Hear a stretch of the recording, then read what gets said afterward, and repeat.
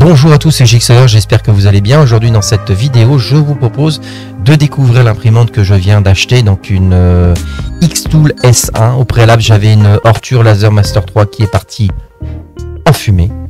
Ça c'est fait. Donc j'ai opté pour cette imprimante pour plusieurs raisons. La première des choses, allez on va faire un petit point, sa puissance 40 watts, donc supérieure aux 10 watts que j'avais sur l'Ortur.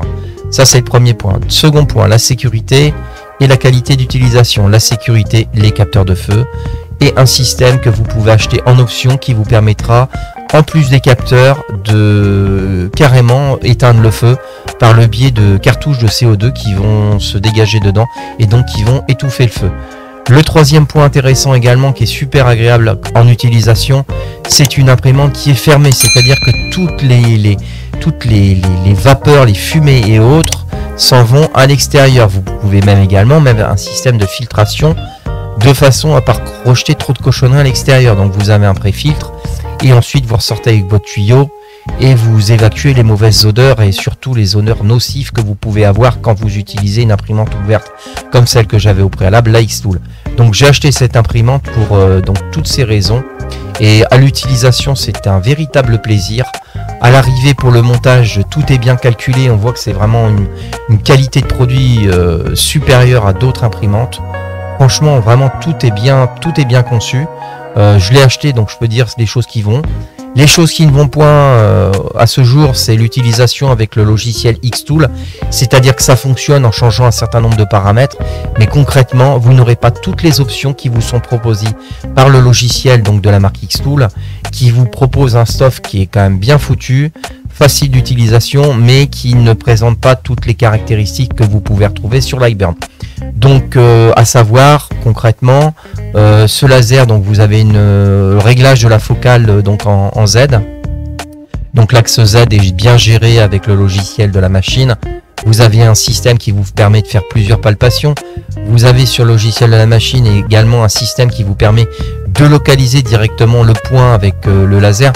Je vous montrerai tout ça dans une autre vidéo. Aujourd'hui l'objet de cette vidéo c'est donc le démallage et le montage de cette imprimante. Donc franchement c'est vraiment très simple. 4 vis à retirer pour tirer les butées et 2 autres vis à mettre, un câble électrique pour brancher la tête, le câble, enfin voilà. Allez, on découvre ça ensemble, c'est parti. Bon ça y est, la machine est arrivée, super.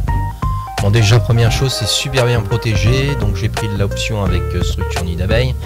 Donc on voit qu'on a des cartons, des protections et des cartons, des protections avec de la mousse, donc tout est super bien protégé. Bon à la base les poignées, les sangles c'est pour la retirer, mais ça a été plus simple de le retirer comme ça étant donné que je l'avais mis sur une table. Une fois de plus encore des protections, un sac plastique qui vient recouvrir donc l'intégralité de la machine. Qu'est-ce qu'il y a d'autre? Tout est vraiment super bien protégé et à l'intérieur vous allez voir, vous allez encore avoir des éléments qui sont eux-mêmes encore recouverts de mousse avec des protections pour le transport de cette machine qui vient de je ne sais où d'ailleurs, qui vient d'Allemagne dans l'occurrence pour celle-ci. Donc on a des petits packs avec des matériaux pour faire du test, bien évidemment la notice que je vous conseille fortement de lire pour l'utilisation celle-ci. J'ai pris donc le tuyau d'évacuation qui est avec, le système d'air assist, donc qui est bien pratique quand vous faites de la découpe ou autre, parce que finalement on a quand même un rendu beaucoup plus sympa avec l'air assist, donc ça c'est quand même quelque chose d'assez positif. Voilà, encore des protections, donc des films plastiques pour protéger la machine. Une fois que tout ça c'est retiré, donc la seule chose que vous avez à faire concrètement quand cette machine arrive, vous avez juste à monter votre tête et à retirer les 4 vis qui viennent bloquer la translation donc de l'axe. Donc c'est tout ce que vous avez à faire. Donc vous avez une fois de plus encore une protection. Ensuite vous avez votre tête. Votre tête elle est fixée par 2 vis, donc vous branchez donc l'alimentation électrique de la tête et ensuite vous avez la partie de l'air assist qui est déjà montée, pré-montée. Vous avez juste le petit tuyau à brancher qui vous permettra de faire fonctionner l'air assist. Et une fois que ces deux éléments sont montés, vous positionnez votre tête sur la machine et vous avez juste à mettre les 2 petites vis fournies avec le tournevis qui est également fourni avec celle-ci. Donc là vous avez un petit détrompeur. Donc vous le positionnez, vous le mettez en butée au fond, vous translatez votre tête, vous essayez de trouver l'endroit qui va bien, Et ensuite donc vous mettez tout simplement, vous voyez donc là la tête elle tient par l'axe qui vient donc traverser la partie du support.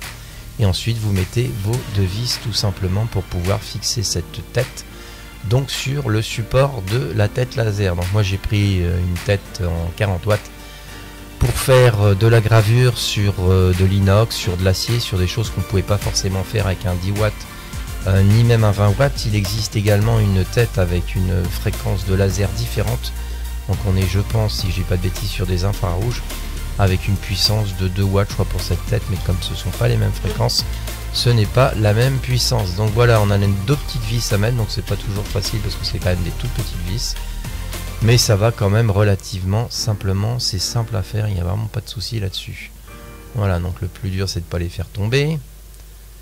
Voilà, donc vous en fixez une et ensuite vous fixez l'autre, s'il n'y a rien de bien compliqué pour l'utilisation et la mise en marche de cette machine. C'est rien vraiment très simple. Voilà, ça y est, les deux petites vis sont montées.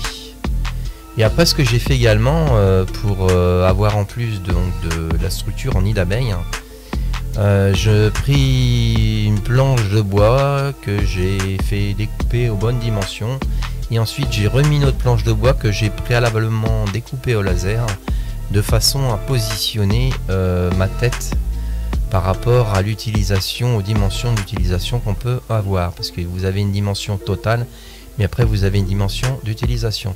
Et ça c'est un petit capteur, donc cet appareil est très intéressant dans le sens où l'axe Z est motorisé. Donc c'est à dire que ce palpeur vient, comme son nom l'indique, palper la position pour déterminer la hauteur de la focale du laser, donc pour la gravure et également pour la découpe. Et vous avez la possibilité, on le découvrira peut-être plus tard dans d'autres vidéos, donc pour ceci n'hésitez pas à vous abonner aussi, de pouvoir palper à différents endroits quand vous avez une pièce qui n'est pas de la même forme, et ce palpeur viendra prendre les dimensions à chaque endroit pour pouvoir calculer la forme de la surface de la pièce que vous allez avoir à graver. Ensuite derrière, donc là on voit bien, c'est nickel. Donc vous avez l'alimentation générale, donc une belle alimentation. Donc ce qui est bien aussi, enfin c'est bien et c'est pas bien, mais indirectement c'est quand même pas mal, dans le sens où si votre alim elle grille, c'est pas la machine qu'il faut changer, mais c'est simplement l'alimentation de celle-ci. Donc vous avez une alimentation, donc il vient se mettre où je viens de le mettre. Vous avez un interrupteur. Ensuite vous avez le système d'air assist qui vient se brancher donc sur la partie haute, tout simplement. Donc ça vient se raccorder sur le tuyau qu'on a remonté tout à l'heure sur la pompe, tout simplement. Ensuite, qu'est-ce que vous avez? Ce qui est intéressant aussi sur cette machine, c'est que vous pouvez bénéficier d'un système de détection de feu qui ne fera pas que détecter, mais qui vous permettra également de parer à un début d'incendie sur ce type de machine, car ça arrive. Je vous le confirme.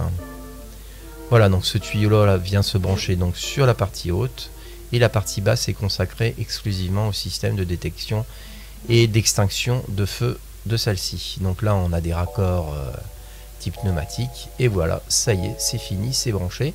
Et ensuite vous allez avoir un câble à brancher. Alors ça c'est du câble propriétaire par contre pour le coup, qui va vous permettre à la machine de pouvoir dialoguer directement avec le système d'air assist, parce que sur ce système d'air assist vous avez différentes positions. Vous avez une position auto, vous avez une position arrêt et ensuite vous avez d'autres positions pour faire varier la puissance. Moi je suis resté automatiquement en auto de façon à ce que ça soit géré automatiquement en fonction de ce que je fais. Et donc le petit inconvénient, je dirais objectivement, c'est par rapport à l'utilisation de mon logiciel que j'utilisais au préalable, c'était Lightburn. Donc je rencontre quand même quelques petites difficultés pour l'utilisation de celui-ci. Le logiciel fourni par Xtool est très intéressant pour faire certaines prestations, mais il est quand même limité. Bon, c'est quand même un très bon logiciel, facile d'utilisation et avec lequel vous allez pouvoir travailler assez facilement. Et certaines options offertes par ce logiciel donc propriétaire de la machine, donc Xtool, présentent l'inconvénient, je dirais, et l'avantage de proposer certaines choses qu'on ne retrouve pas sur Lightburn. Donc ça c'est le petit problème de cette machine, où le logiciel en lui-même est très bien, mais vous ne pourrez pas utiliser, enfin Si vous pourrez utiliser Lighburn, mais vous serez quand même limité par rapport à ce que vous pourriez faire avec le logiciel de la marque Xtool propriétaire. Voilà, tout simplement. Donc là, voilà, ça y est, ça s'est branché. Donc on raccorde les différents ports USB, donc pour communiquer directement avec la machine. Donc il n'y a rien de bien compliqué là-dessus. Et tout est monté. Bon, ça fait un petit peu un bordel de fil, donc j'essaierai d'agencer ça un petit peu optimisé au niveau du cam management, parce que c'est vraiment pas jojo pour cette affaire. Là, vous avez aussi également une petite clé USB qui vient se brancher dessus, qui est en fin de compte comme si vous aviez une clé mécanique, mais c'est une clé électronique qui vous permet de ne pas pouvoir utiliser la machine si celle-ci n'est pas raccordée avec cette micro clé USB. Voilà, tout simplement. Donc c'est une protection, c'est comme si vous aviez une clé. Bon, l'avantage c'est que, après on verra bien dans le temps, mais une clé, ça c'est toujours un élément mécanique avec une rotation et autres, ça peut poser parfois des problèmes. Là c'est un bridage électronique qui empêche d'utiliser votre graveur laser si celui-ci n'a pas la petite clé USB branchée dessus. Voilà. Après vous mettez votre structure en nid d'abeille qui est propre, hein. Donc là, à premier regard comme ça, vraiment la qualité du produit est au rendez-vous. Bon, en même temps au niveau du prix c'est un peu logique, mais vous avez quand même un produit qui est quand même assez qualitatif, propre et agréable à utiliser. Bon, je vous dis, après, le seul petit problème que je rencontre, c'est dans la configuration et l'utilisation de Lighburn. J'ai réussi, mais je vous avouerai que c'est quand même pas forcément très facile. Mais on va y arriver, on va y arriver. Et le logiciel proposé d'origine est franchement très très bien. Il n'y a vraiment rien à redire là-dessus. Bon, après, j'espère que ça sera amélioré et que ça apportera autant de fonctionnalités que offre Lighburn. Là aussi, chose intéressante aussi, la machine est rétro-éclairée, donc pas besoin de mettre une lumière au-dessus pour voir où vous en êtes au niveau de l'impression. Également, gros point positif, là, le couvercle vert, là. Le gros avantage, c'est que vous pouvez utiliser ce laser donc sans avoir l'obligation de porter des lunettes.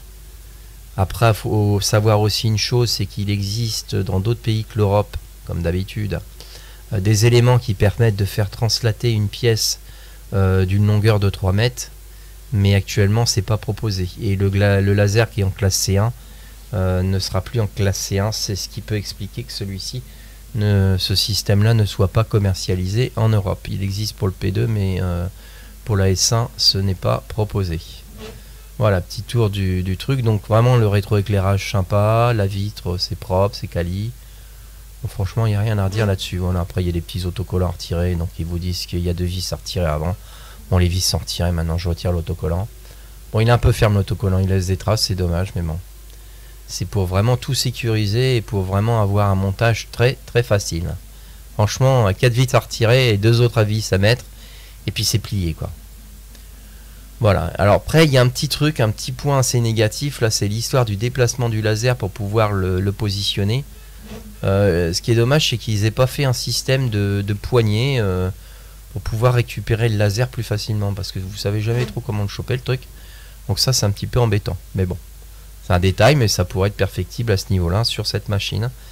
Avoir un système qui vous permettrait de récupérer le laser. Voilà, on remonte la grille. Au début j'étais pas à l'aise, je dis je vais pas tout péter, mais bon, non, tout s'est bien passé. Voilà, nickel. Donc vous avez une surface de travail assez intéressante et vous avez quelque chose de vraiment très agréable à utiliser. Bon, on va montrer un petit peu après ce qu'on peut faire avec cette machine.